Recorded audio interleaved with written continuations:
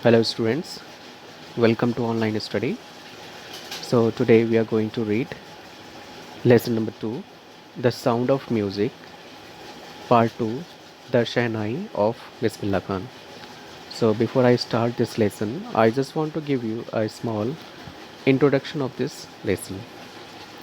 So uh, this lesson is all about Ustad Bismillah Khan, as we are going to read. And he was a renowned Shehnai player in India. He's a legend because he did something which has historical significance. And he played the Shehnai on the day India got independence, that is 15th of August 1947. At the Red Fort, before Prime Minister of India, Pandit Jawaharlal Nehru gave his speech. Before that, Bismillah Khan played the Shehnai in order to signify something auspicious. Something auspicious for the whole country was about to happen. India was about to get freedom. And so, on that occasion, Bismillah Khan played the Shehnai, and so he is a legend. So, dear students, you can see some pictures are given here, and these pictures are related to famous musicians. So now I just want to give you homework that you have to find out the name of the person who plays different musical instruments which is given in this picture. Now think of Shehnai, think of the Shehnai, and the first thing you will probably imagine is a wedding or a similar occasion or function. The next would probably be Ustad Bismillah Khan, the Shehnai maestro playing this instrument. Actually, when this name comes to our mind, that Shehnai, so we just start to imagine and we just start to think about any occasion, about any function or wedding. And the next thing just comes to our mind, that is who plays this. And we know very well about the famous magician Ustad Bismillah Khan, and he was a master of this instrument. So now let's start with this paragraph number 1. Aurangzeb, Emperor Aurangzeb banned the playing of a musical instrument called pungi in the royal residence, for it had a shrill, unpleasant sound. So banned means prohibited. Shrill means very sharp. Unpleasant means something that you dislike. Pungi was a musical instrument, the predecessor of the Shehnai. When the Mughals ruled India, before the Britishers came, there was a very famous Mughal ruler named Aurangzeb. Do you know about Aurangzeb? He did not allow the pungi be played in his royal residence because he felt that it had a shrill, unpleasant sound. Pungi became the generic name for reeded noisemakers. Generic name means a name given to a class or group as a whole.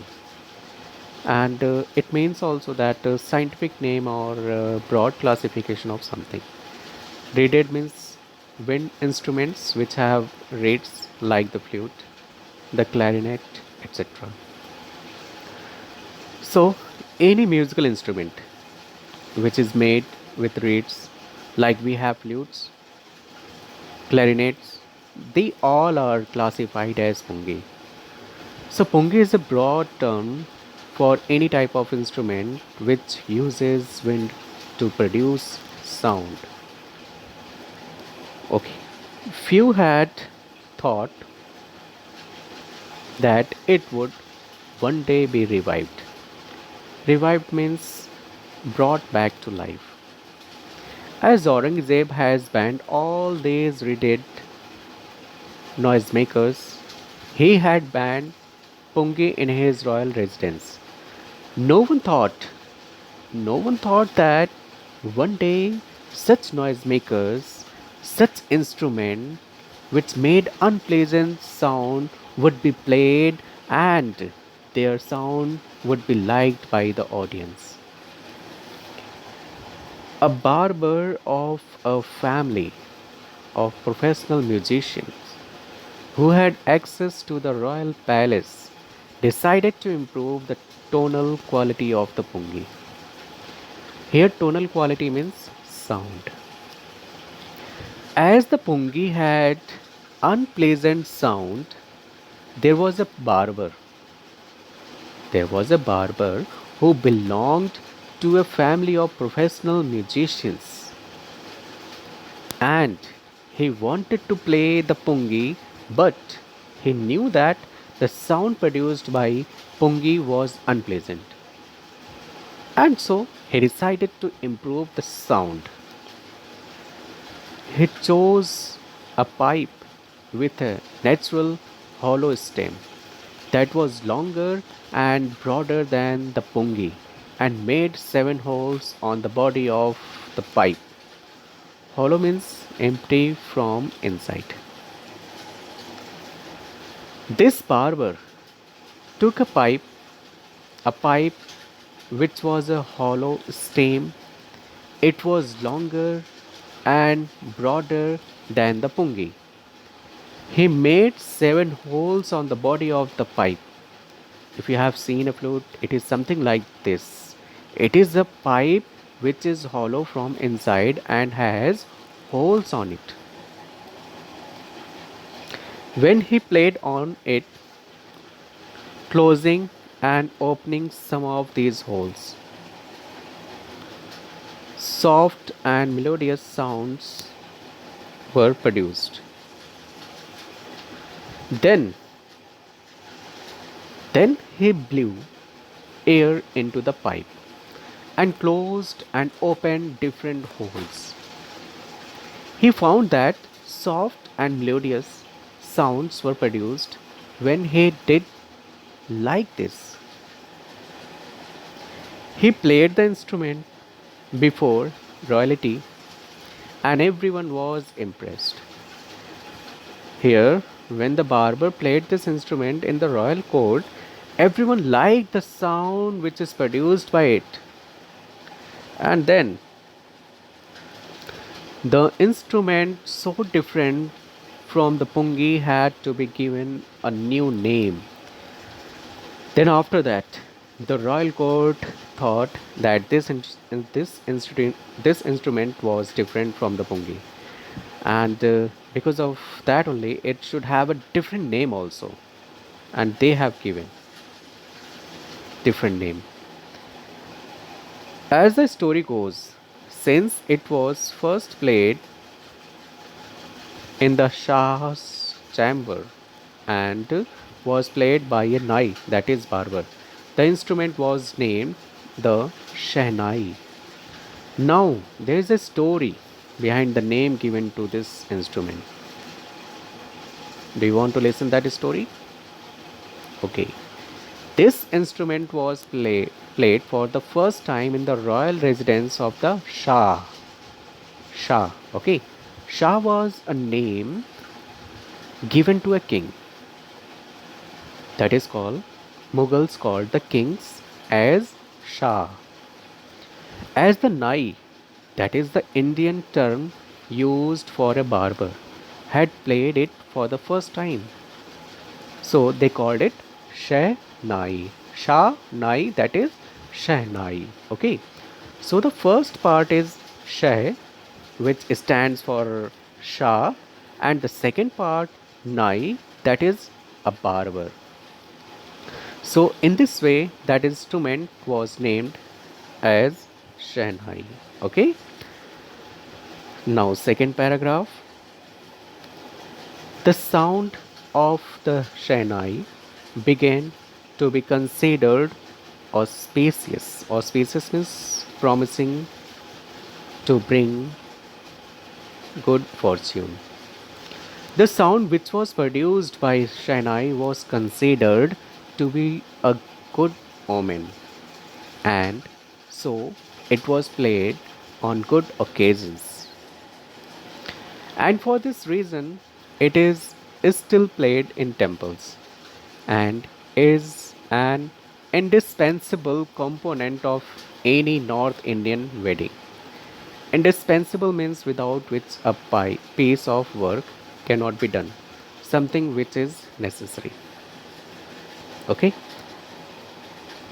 you can hear Shanai being played at many temples and at wedding also. So, in the past, the Shanai was part of the Nobat or traditional ensemble of nine instruments found at royal courts. Ensembles means pronounced ensemble. Okay, ensemble. Things, here, instruments considered as a group. Okay, now the Shahnai was a part of the Nobat. Nobat is an Urdu word and it means traditional ensembles. That means a traditional group of nine musical instruments. These nine musical instruments were played at the royal court, and Shahnai was also a part of Nobat.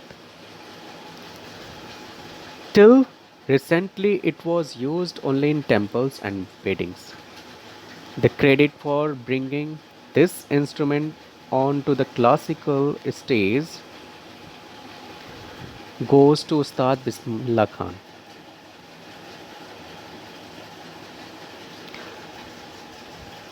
The Shahnai was played at the king's court, in temples, and at weddings.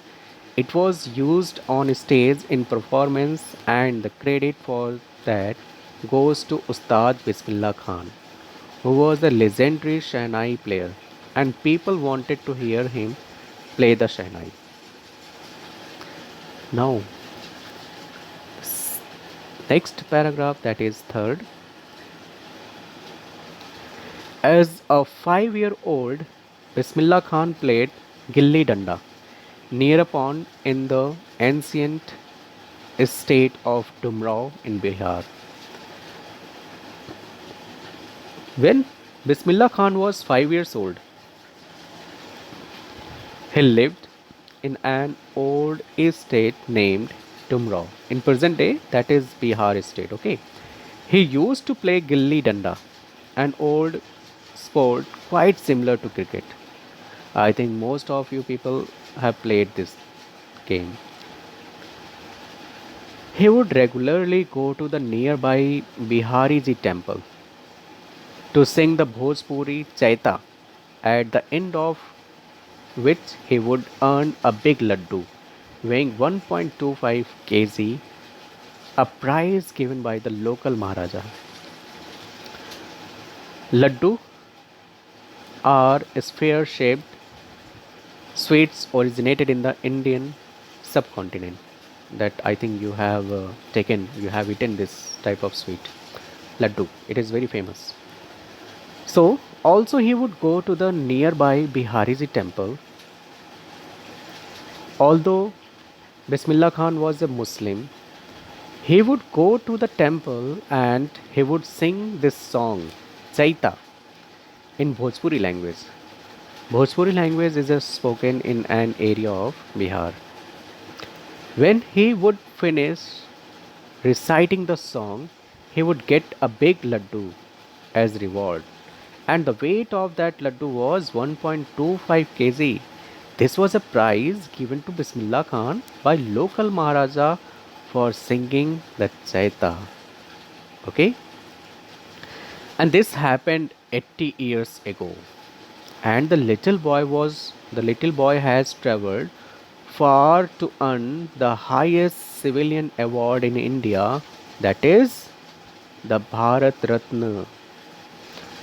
Here, the writer says that this incident occurred when Bismillah Khan was 5 years old, and that he would get this laddu as a reward. And after 8 years, Bismillah Khan earned the highest civilian award in India, the Bharat Ratna. So, this is the distance that he has traveled in his life. At 5 years of age, he would get a 1.25 kg laddu as a reward, and at 80, he achieved the highest civilian award in India, that is the Bharat Ratna. So, my dear students, still here, I just want to stop. So, tomorrow means next video, I will explain the next 3 paragraphs. So, children, thank you so much and have a nice day.